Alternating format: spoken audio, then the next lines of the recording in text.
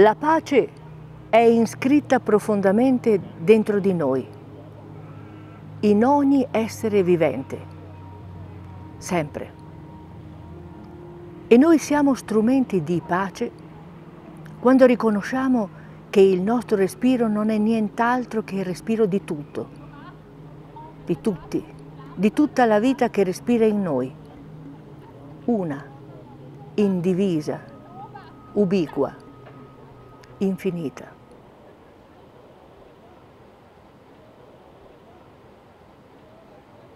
Fin dalle più antiche culture della terra, le culture aborigene, le culture native, gli uomini hanno sempre riconosciuto di essere profondamente interconnessi e oggi la scienza riconosce anche che tutto è profondamente interconnesso.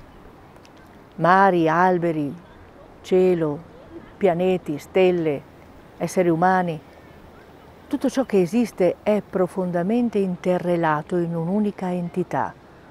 E anche noi, esseri umani della Terra, non siamo separati. Siamo interrelati in un'unica essenza. Noi siamo vita, quella vita che accomuna tutto. E la natura di tutto ciò che esiste è vita. E il respiro della vita, una, indivisa, genera il respiro di tutti i viventi, ovunque, sempre, da sempre.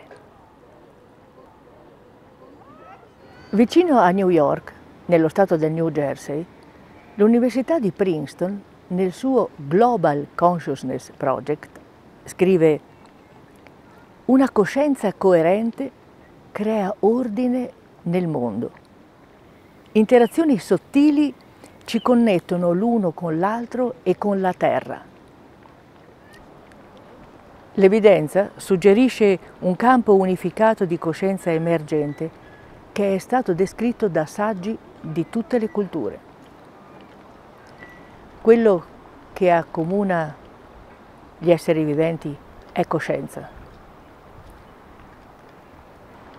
È una coscienza di essere, di esistere, di essere vivi.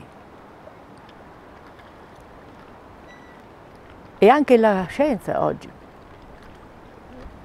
dichiara e riconosce che la natura di tutto ciò che esiste è coscienza, che si manifesta nelle dimensioni locali dello spazio-tempo come un oceano di frequenze, di onde di informazione, un oceano di onde nel quale siamo immersi e del quale siamo fatti. E come in fisica si riconosce che due particelle che si incontrano e interagiscono fra di loro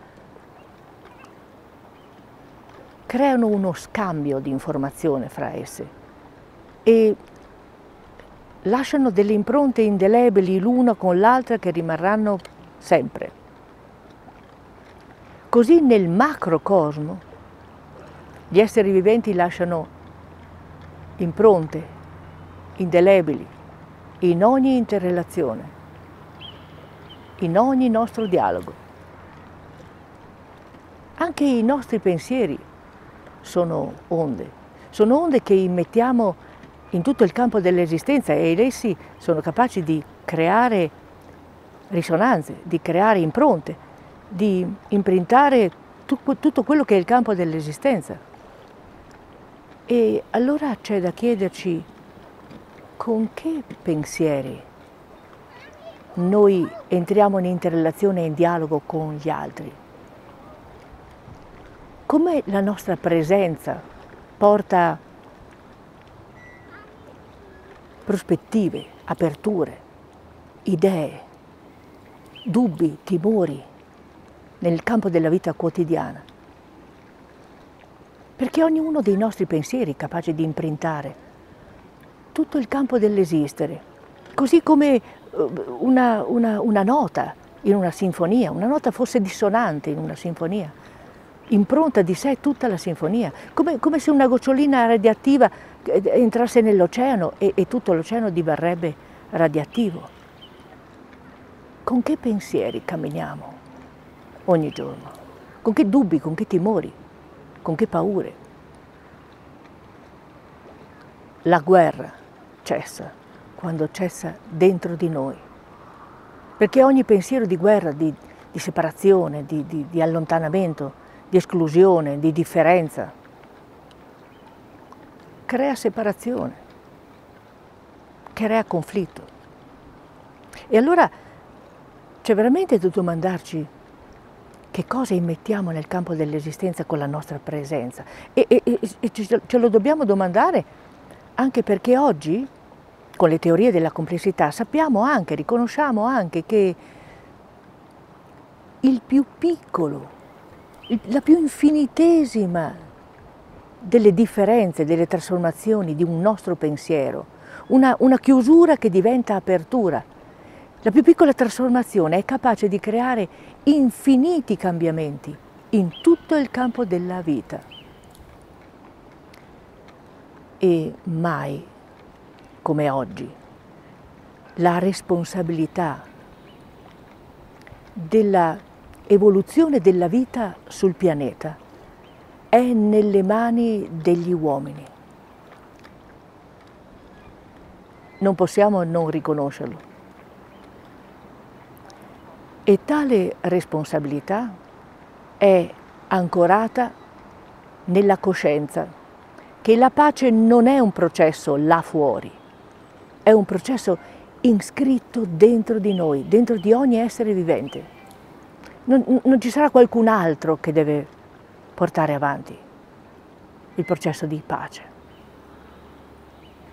E noi diventiamo strumenti di pace quando riconosciamo la vita che palpita dentro di noi, una, indivisa, e su questa coscienza portiamo pensieri, azioni, progetti di vita e di pace. Noi diventiamo strumenti di pace quando riconosciamo la vita una e inestesa, come un flusso, come un fiume che scorre in continuazione e ci porta in direzione della vita, porta il nostro essere, la pianta che siamo qui, a portare i frutti che siamo nati per dare su questa terra. E questa vita la vediamo veramente come infinite possibilità, quelle infinite possibilità che essa è nella sua natura e che sono sempre aperte per prendere forma qui, che non aspettano altro veramente di essere portate alla luce dalle creature della vita che possono dare forma a nuove risposte, a nuovi progetti, a nuove prospettive. E noi siamo strumenti di pace quando riconosciamo la vita come input di tutti i movimenti esistenti nel cosmo, in tutte le galassie, e contemporaneamente come quel battito del cuore del più piccolo essere vivente, e come quel battito del cuore nostro, là dove il nostro stesso respiro non è altro dal respiro della vita, indivisa, infinita.